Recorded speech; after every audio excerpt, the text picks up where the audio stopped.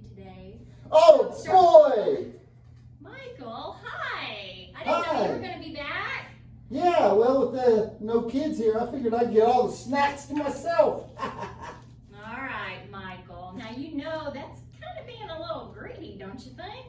Well, what you call greedy, I call a gift from heaven. That figures. But we're glad you're here, all right? Thank you. Okay, so, boys and girls, we have talked about Jesus beginning his miracles, right? And one of the first ones that we started out with was Jesus turning the water into wine at the wedding. And then we had the healing of Peter's mother-in-law by Jesus.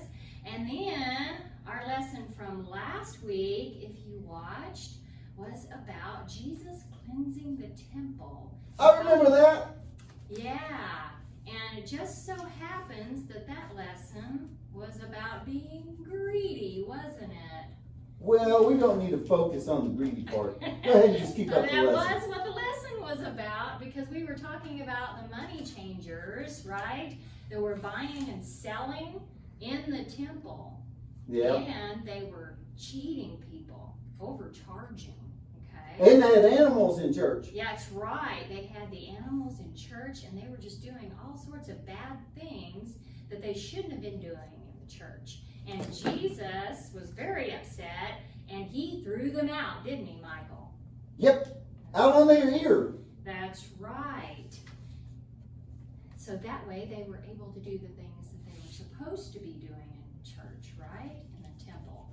Worshiping God and learning about God. All right, so this week we've got another exciting lesson about healing and Jesus performing miracles. So this lesson is about Jesus healing a really sick little boy. So, first of all in our story, I want everybody to use your imagination a little bit, okay? Because we're going to talk about what the people in the town of Cana were thinking, all right, after these healings were done and after the miracle of the water being turned into wine, okay? So, some of their conversations might have been, have you heard about the miracle man? One woman might have asked her neighbor, do you mean the man Jesus who came to the wedding feast? Answered the other neighbor.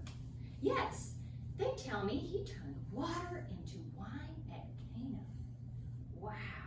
Many people of Galilee were eager to see Jesus. They wanted him to come to their cities and work miracles. So we have Jesus coming to the cities, right? And they wanted to see more miracles. So they flocked to Jesus. That's a flock of people. That is a bunch of people. You are right, Michael. Don't shove. To see Jesus, and they were expecting something from him. They wanted him to come to their cities and work miracles.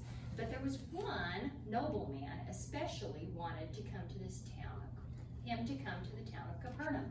His little boy was very sick, and the father wanted him to heal his son. The nobleman was an officer in Herod's army and a very important man.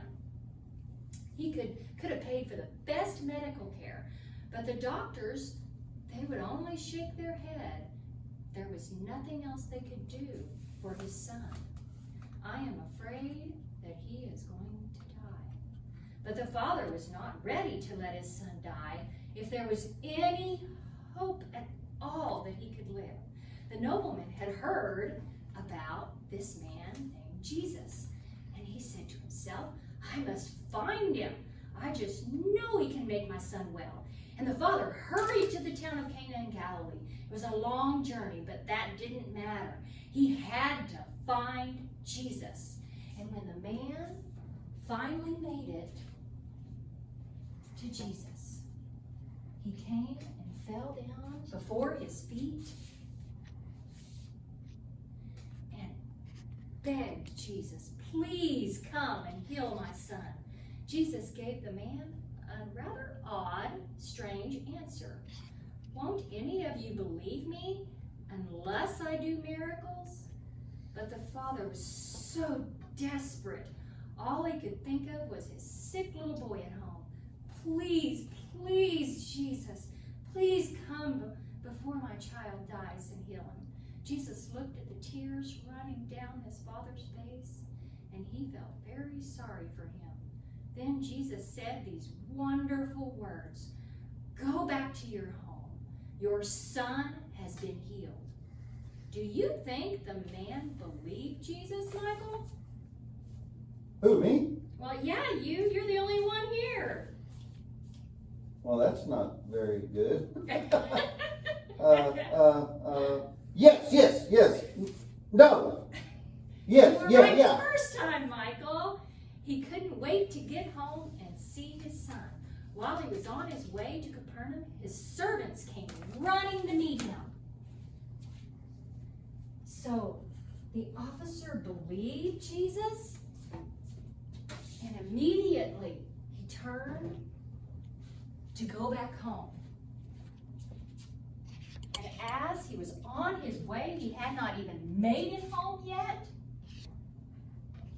His servants came running to meet him.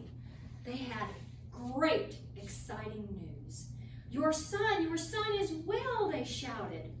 And he said, "When did this happen?" asked the nobleman. And they answered, "His fever left him yesterday afternoon, around 1 o'clock. "That's the moment Jesus told me he would be well," said the father. When the nobleman arrived at his home, his son ran out to meet him.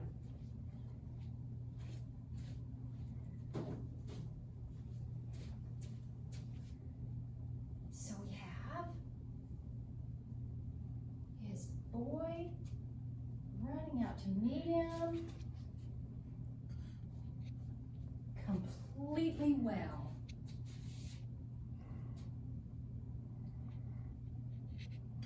I'm well, said the son. When the family heard how the sick boy had been healed, the whole family began to believe in Jesus, that he was truly the Son of God and their Savior. Not only did this official believe Jesus could heal, he obeyed Jesus by returning home. It is not enough to say we believe. We need to truly believe and obey. Isn't that right, Michael? Yeah. No. Yes. Yeah, that's it. All right, Michael, were you really listening? Well, I got this food in front of me, and yeah, I listen. Okay, Michael, I hope the boys and girls out there were listening better than you were, apparently. Because, yes, we need to truly believe and obey. Thanks, boys and girls.